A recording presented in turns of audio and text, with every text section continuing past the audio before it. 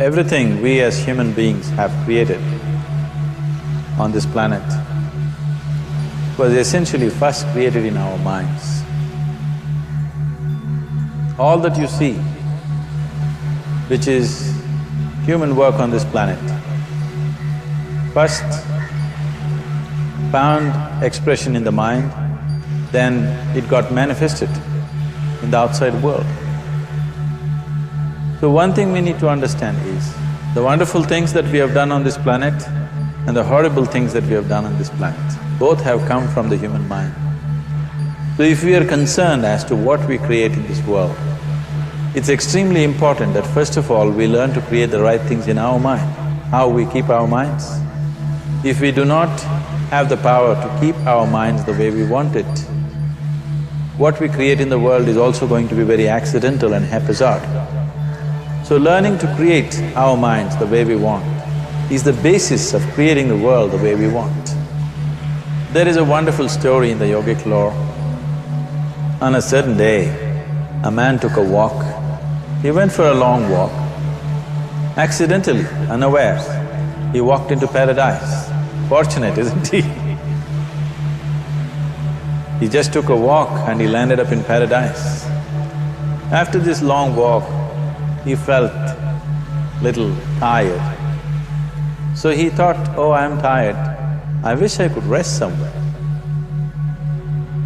He looked around, there was a nice tree, underneath which there was very cushiony grass. So it was inviting. He went and put his head down there and slept.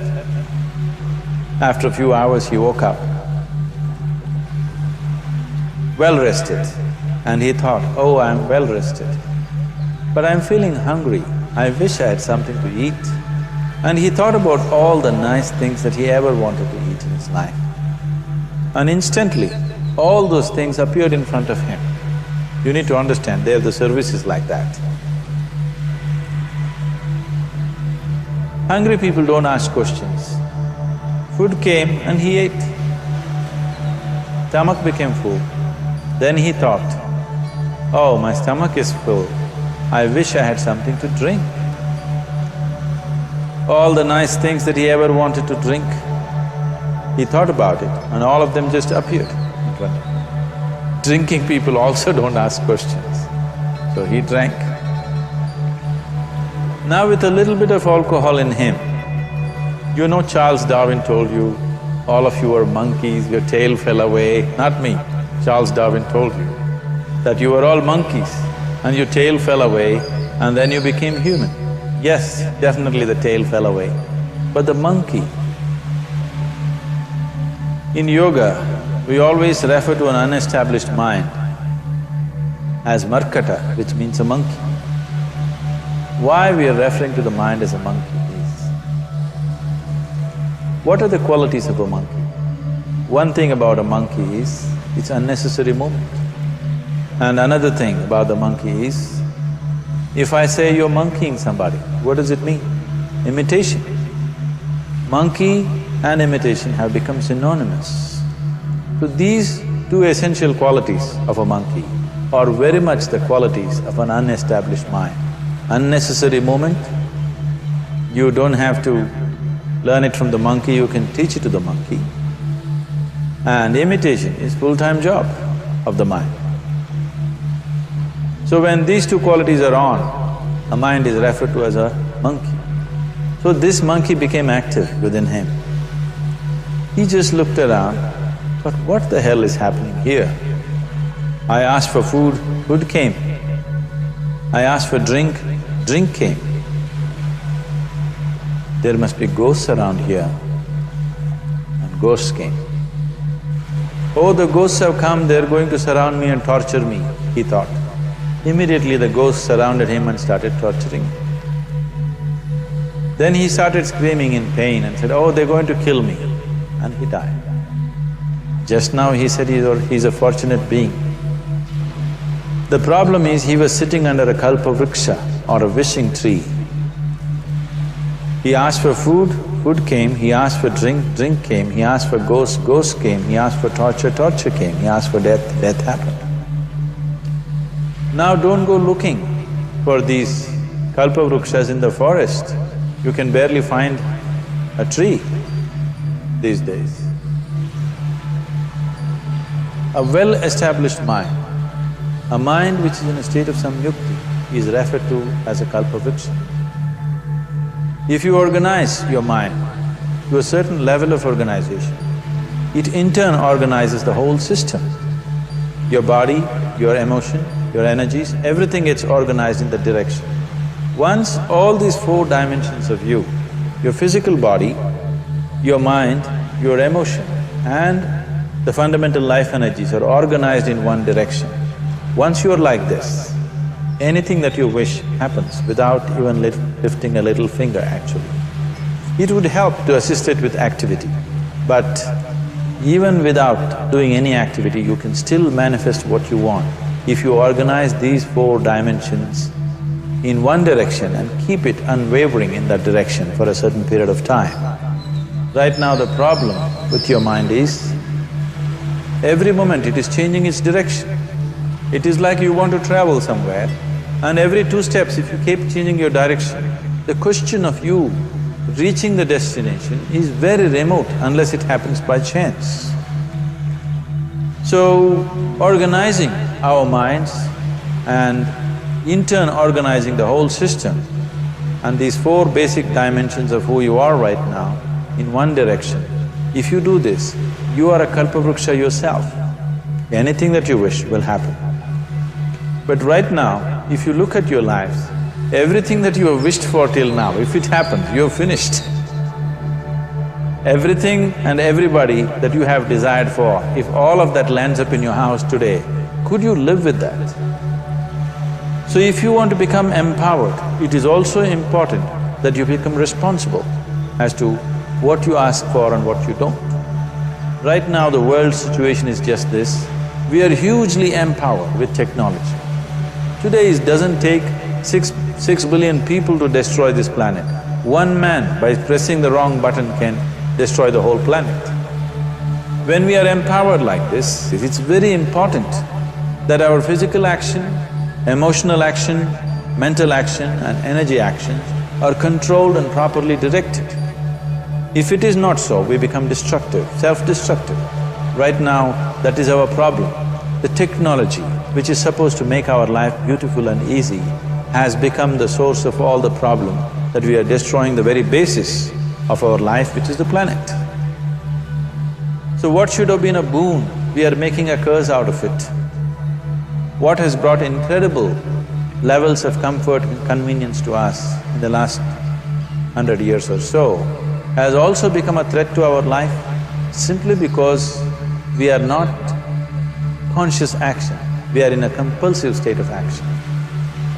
So organizing our minds fundamentally means moving from a compulsive state of activity to a conscious state of activity.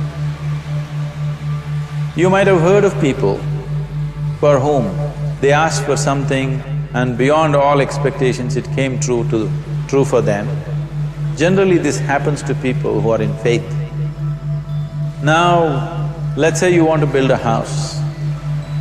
If you start thinking, oh, I want to build a house. To build a house I need 50 lakhs, but I have only 50 rupees in my pocket. Not possible, not possible, not possible. The moment you say not possible, you are also saying, I don't want it. So on one level, you're creating a desire that you want something, on another level, you're saying, I don't want it. So in this conflict, it may not happen. Someone who has some faith in a god or in a temple or whatever, who is simple-minded, faith works only for those people who are simple-minded. Thinking people who are too much thinking, for them it never works. A childlike person who has a simple faith in his god or his temple or whatever, he goes to the temple and says, Shiva, I want a house. I don't know how, you must make it for me. Now in his mind there are no negative thoughts. Will it happen? Will it not happen? Is it possible? Is it not possible? These things are completely removed by this simple act of faith. Now he believes Shiva will do it for him and it will happen. So is Shiva going to come and build your house? No, I want you to understand, God will not lift his little finger for you. what you refer to as God is the source of creation. As a creator, He has done a phenomenal job, there's no question about it. Could you think of a better creation than this? Is it in anybody's imagination to think anything better than what is there right now? So as a creator, He has done His job wonderfully well. But if you want life to happen the way you want it, because right now, the very crux of your happiness and your well-being is this: if at all if you're unhappy, the only and only reason why you're unhappy is life is not happening the way you think it should happen. That's all it is. So if life is not happening the way you think it should happen, you're unhappy. If life happens the way you think it should happen, you're happy. It's as simple as that. So if life has to happen the way you think it should happen, first of all, how you think, with how much focus you think, how much stability is there in your thought, and how much reverberance is there in the thought process will determine whether your thought will become a reality or is it just an empty thought. Or how you do not create any impediments for your thought by creating negative thought process. Is something possible or not possible? Is destroying humanity. What is possible and not possible is not your business, it's nature's business. Your business is just to strive for what you want. Right now you're sitting here, if I ask you two simple questions, I want you to just look at this and answer this. Right now from where you're sitting, can you just fly off? You say no? Right now from where you're sitting, can you get up and walk? You'll say yes. What is the basis of this? Why you say no to flying and yes to walking? Because past experience of life, many times you've gotten up and walked, never did you fly off. Or in other words, you're using the past experience of life as a basis for deciding whether something is possible or not possible. Or in other words, you have decided that what has not happened till now cannot happen in your life in future. This is a disgrace to humanity and the human spirit. What has not happened till now on this planet can happen tomorrow. Human beings are capable of making it happen tomorrow. So what is possible and what is not possible is not your business. That is nature's business. Nature will decide that. You just see what is it that you really want and strive for that. And if your thought is created in a powerful way, without any negativity, without any negative thoughts bringing down the intensity of the thought process, it will definitely manifest. The whole existence today, modern science is proving, is just a reverberation of energy. It is a vibration. Similarly, your thought is also a vibration. If you generate a powerful thought and let it out, it will always manifest itself. So generally, people are using faith as a means to remove the negative thought. Today, once you have become thinking human beings, your faith is not too deep. It doesn't matter how much faith you think you have, somewhere doubts always crop up. Right now, the way your minds are made, this moment, if God appears right here, you will not surrender to Him. You will want an investigation whether He is really God or not. With this kind of mind, you should not waste your time on faith. So there is an alternative, which is commitment. If you simply commit yourself to creating what you really care for, now once again, your thought gets organized in such a way, there is no such thing as whether it's possible or not possible. There is no hurdle in your thought process. Your thought flows freely towards what you want. Once this happens, making it happen will also naturally follow. So to create what you really care for, first and foremost thing is that what you want must be well manifested in your mind, that this is what I want. Is that what you really want? You must look at it, because any number of things in your life you have thought, this is it. The moment you reach there, you realize that's not it, it's the next one and the next one and the next one. So what is it that one really wants is one thing. First of all, we must explore. Once that is clear, and we are committed to creating it. Now there is a continuous process of thought in that direction. Once you can maintain a steady stream of thought without changing direction, definitely this is going to happen in your life, or it will definitely manifest as a reality in your life. So, either you make this human form into a kalpa vriksha, or you make it into one big mess, which is happening all over. One reason why we have not created the kind of world that all of us would want to live in is, too many people are busy looking up. Too many people are interested in other planets, they're not interested in this planet. For every aspect of their life, they're checking out with other planets. And further, too many people are in service of heaven, they're not on service of this earth. I think right now we need people who are in service of this earth, not heaven. I believe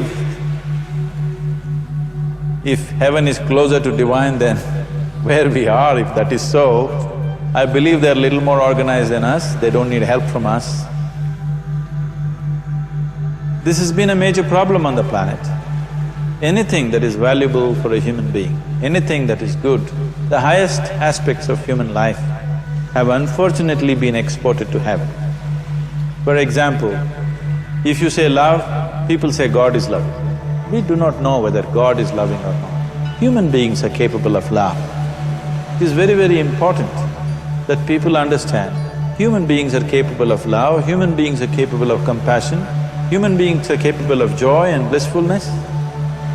All the good things that are possible for a human being, unfortunately have been exported to heaven. If we want to create the kind of world that we want to, we need to understand whatever you refer to as God, the idea of God has entered our mind only because we have seen creation around us. Because there is creation, we have assumed a creator. God is a great creator. What you refer to as God is the source of creation. That source of creation has not failed us, has done a fantastic job. But now the question is about management. If you want to leave the management in the hands of the Creator, He will manage it in His own way, according to His agenda. But that's not what you want. You want life to happen the way you want it. Now, for example, let's say all of you here are the India soccer team for the next World Cup, and I am the coach. So these next 4 years, everything that you need to know about football is taught to you. Everything that I know about football is poured into you in so many ways. Now, the time to play the match has come. You're on the field and the ball comes near your foot, but you look at me, then it's no good. You've seen those coaches sitting there and boiling, nothing happens. Because now, once you're on the field, it's your job. So this is the same thing.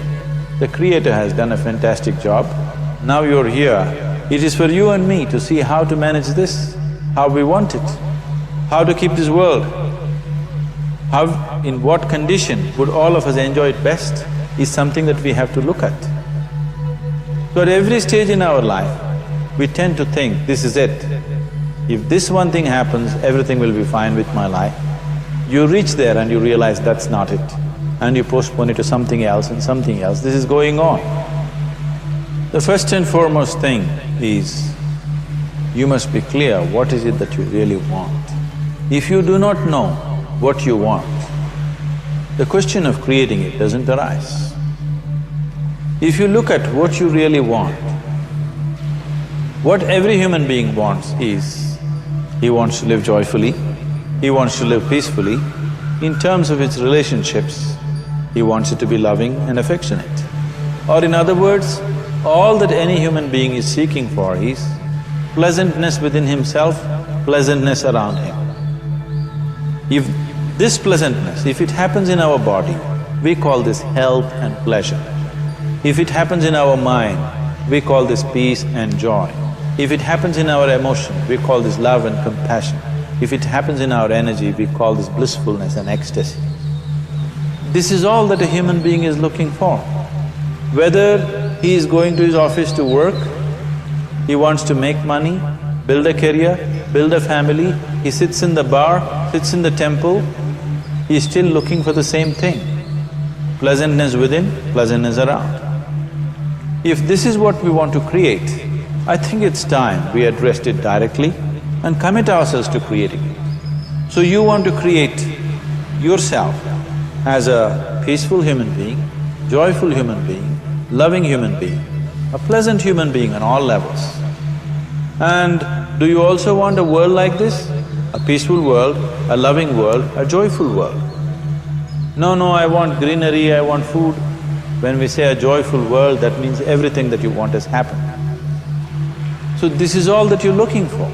So all that you need to do is commit yourself to creating it, to create a peaceful, joyful and loving world, both for yourself and everybody around you. Every day in the morning, if you start your day with this simple thought in your mind, that today, wherever I go, I will create a peaceful, loving and joyful world. If you fall down 100 times in the day, what does it matter? For a committed man, there is no such thing as failure. If you fall down 100 times, 100 lessons to be learnt. If you commit yourself like this to creating what you really care for, now your mind gets organized. Once your mind gets organized, the way you think is the way you feel, your emotion will get organized. Once your thought and emotion is organized, your energies will get organized in the same direction. Once your thought, emotion and energies are organized, your very body will get organized. Once all these four are organized in one direction, your ability to create and manifest what you want is phenomenal. You are the creator in many ways. Why I am saying you are the creator is, I want you to look at the nature of your life right now. If you eat a banana, in 4 hours' time, this banana becomes a human being. There is something within you, a life-creating process, a process which builds this body. The manufacturer of this body is within. You give him a banana, he makes a human being out of that banana.